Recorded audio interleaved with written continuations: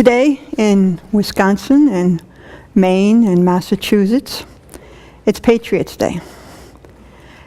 And on Patriots Day, 3 things happen. Oh, let me tell you about Patriots Day. Patriots Day is a celebration of the first battle of the American Revolution, the Battle of Lexington and Concord. So, kids get a day off from school.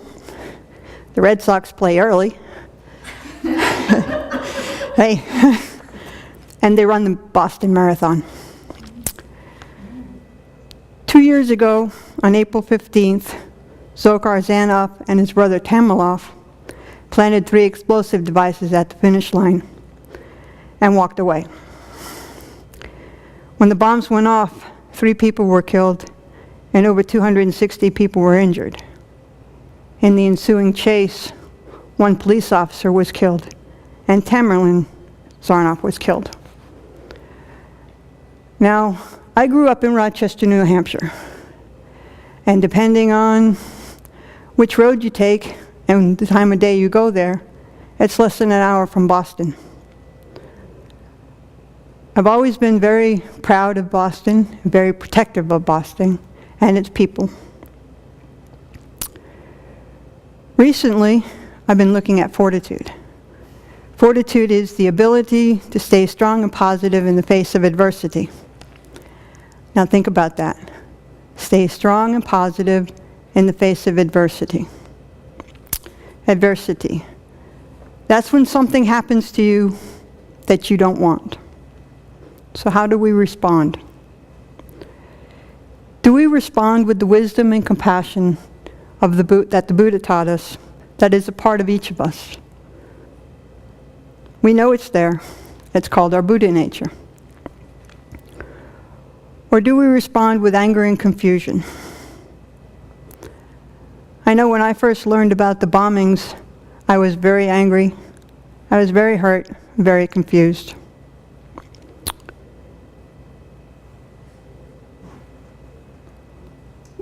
Some people take that same anger and confusion, take it to an extreme point, where they hurt people that they care about, or they strap bombs to themselves and walk into crowded marketplaces, or they fly planes into the side of the mountains. Or do we respond using the antidotes that the Buddha taught us? Do we recognize that the person who has harmed us is as unhappy and confused as we are? If we know what it's like to be unhappy and confused, can we empathize with them? Can we have compassion for them?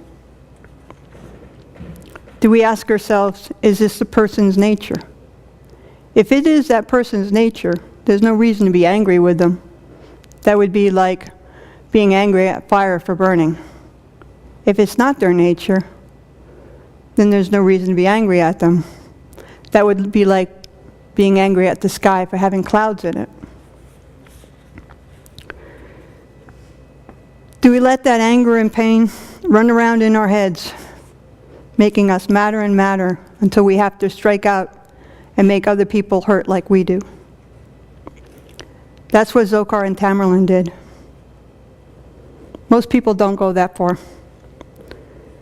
but some obviously do. All you have to do is watch the news to find that.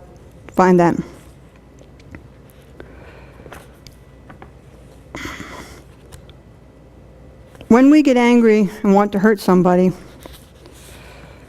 whether we want to hurt them physically, verbally, or just in our minds, we need to ask ourselves, is that really the type of person that I am? Do I really want to make another person suffer? Is that who I want to be? This is practicing fortitude. The ability to stay strong and positive in the face of adversity. Dzhokhar Zarnoff is not a monster. If he was, then nobody could see him as a kind person. Reading the newspaper, his mother cares for him very much, and his father does, and there are other people also. Let's understand one another. The actions that he and his brother took or monstrous. Absolutely, totally, positively, unequivocally monstrous. He took a single thought and he let his mind build a story until he couldn't stand it anymore, and then he acted on it. He destroyed not only his own life, but he profoundly changed the lives of many other people. But it was just a story. Many people throughout New England, and indeed the United States, are still angry and confused. How are we going to respond? 2 weeks ago, Dzhokhar Tsarnaev was found guilty of 30 different counts, including the deaths of 4 people and conspiracy to use a weapon of mass destruction. 17 of those counts carry a possible death sentence. Tomorrow, the jury will decide what that sentence is. If I could talk to the jury, what I would want to say to them is, don't let your anger, your hatred, your pain, your confusion make the decision. Try to find the wisdom and compassion of the Buddha that is inside each and every sentient being. Tomorrow you will make a life and death decision, literally. Make a good one. And just not to end on a somber note, the Red Sox are leading 7-1 in the 7th inning. The Boston Marathon, the winner, is the same person who won in 2013.